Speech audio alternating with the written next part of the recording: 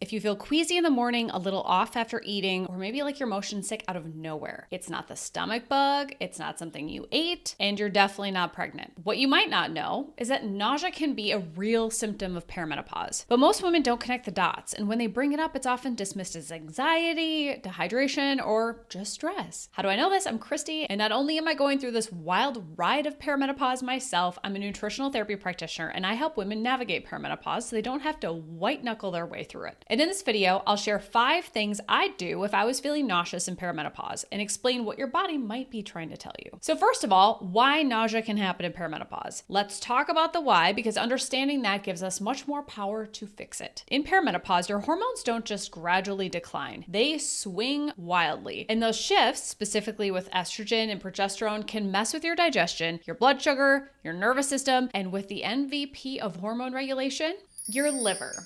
So here's where it gets interesting. Your liver plays a key role in hormone metabolism, among 500 other jobs in the body. During perimenopause, the liver can get overburdened, not because it's diseased or because there's any conditions, but because it's processing more than usual. Hormone fluctuations, less sleep, blood sugar crashes, inflammation, and oxidative stress, alcohol, medications, environmental toxins, nutrient deficiencies. It all adds up. It's like piling more and more tasks onto a poor worker who's already doing 10 jobs. We know the feeling. When the liver gets overburdened, it's not as efficient as it can be, and this can affect detoxification, bile flow, and there may not be enough bile flow to escort everything out properly. And that means that toxins can back up, fats and oils don't get digested properly, and that leads to an overall feeling. Add in low blood sugar, dehydration, or a hyperactive nervous system, and it's easy to see why nausea is so common, especially after eating, first thing in the morning, around your cycle, or before or after a hot flash if those aren't part of your picture yet. So the key point is that nausea in perimenopause isn't random, it's your body asking for support. So here are 5 things that I would do if I was nauseous in perimenopause. First, is I'd stop skipping breakfast. If you're waking up nauseous, the worst thing you can do is skip food, which does not seem the most intuitive. What's likely happening is that your blood sugar dipped overnight and now your body's using stress hormones to wake up. Hello, cortisol and adrenaline, which only makes your nausea worse.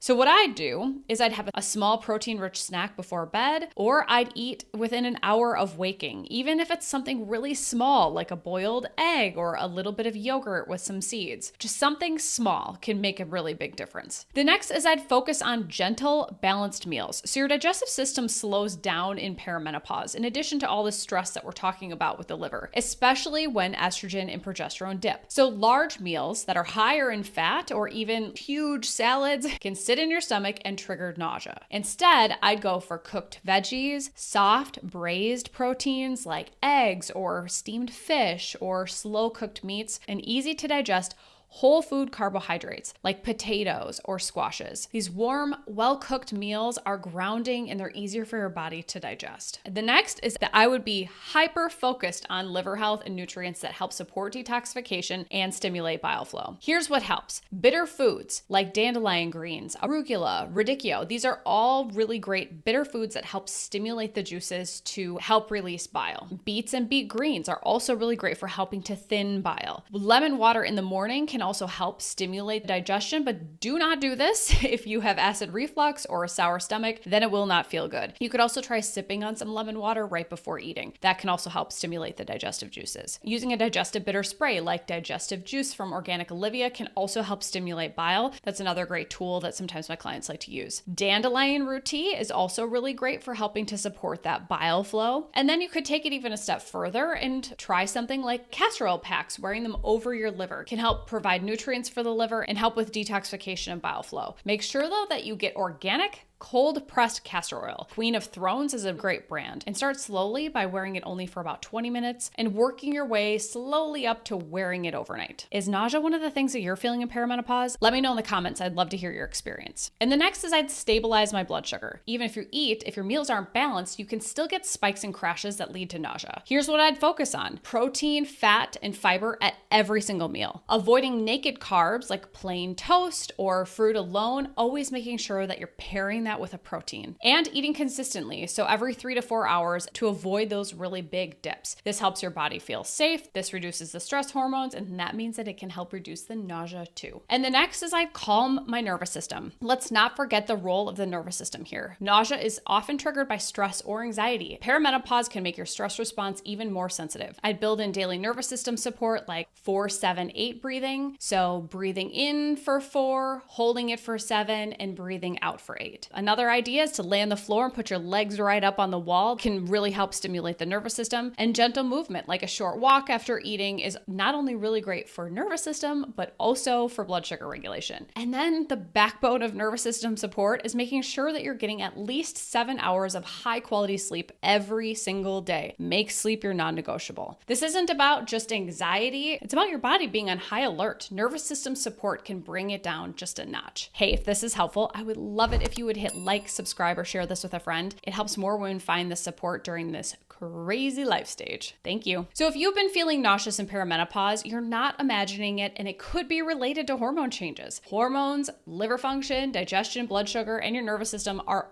all connected. And nausea is one of the ways that your body says, hey, I'm struggling. So start small. Pick one of the tips that I talk about here and give that a try, like not skipping breakfast or trying one of the tools to help stimulate those digestive juices before eating. And if you're never able to keep food down and your nausea is so consistent, definitely check in with your doctor to rule out anything else more serious. But in many cases, these small, little teeny shifts can make a really big difference. You don't have to live with nausea as your new normal. If you want more information about the liver and how it affects your hormones, check out this video next. All right, you've got this, and I'm here with you every step of the way. See you in the next one.